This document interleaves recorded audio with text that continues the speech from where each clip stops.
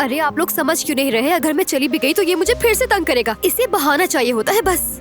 यास्मीन जान, लगता है तुम कुछ गलत समझ रही हो। हारून ने ऐसा कुछ बुरा नहीं कहा, बस ये कह रहा था कि काम पर आ जाओ। इसके अलावा इसका कोई मकसद नहीं था, तुम परेशान मत हो। अरे बस कर दो जवेरिया, मुझे तो ये भी नहीं पता कि ये वाकई बुलाना चाहता है या बस तंज कर रहा है। इसका कुछ नहीं पता। यास्मीन, हारून की आदत है हंसी मजाक करने की, और मैं जानता हूँ वक्त के साथ साथ तुम भी इसे समझ लोगे। क्यों हारून? बिल्कुल ऐसा ही है। मुझे दरअसल लोगों को छेड़ना बहुत पसंद है। अच्छा वाकई हारून साहब?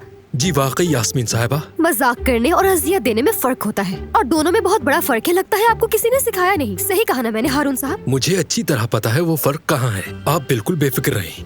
बिल्कुल नहीं। अगर तुम्हें फर्क पता होता तो सबसे पहले आकर मुझसे माफी मांगते। मैंने क्या किया है भला? मोबिंग कहा जाता है इसे, मोबिंग। तुमने मजाक नहीं किया बल्कि मुझे तंग करने की कोशिश की है। दूसरी जबान में इसे हिरासा करना भी कहते हैं। अगर भूल गए तो याद दिला दूं। और जो कुछ तुमने मेरे साथ किया, क्या वो कम है? नहीं जवेरिया, देखो ये तो कुछ भी समझने को तैयार नहीं है। इससे कोई भी बात करना बिल्कुल फजूल है। मेरा हतमी फैसला है कि मैंने अब इसके साथ काम नहीं करना। सुन लिया ना तुमने भाई, मोहतरमा ने अपना फैसला सुना दिया है। नहीं काम करना चाहती तो ना करे। ये काम मैंने इसके साथ शुरू नहीं किया था। मेरा काम इसके बगैर भी चल सकता है, बल्कि शायद बेहतर ही चलेगा। अरे हारून, बस छोड़ दे भाई। हारून रुको तो यार, क्या हो गया तुम्हें?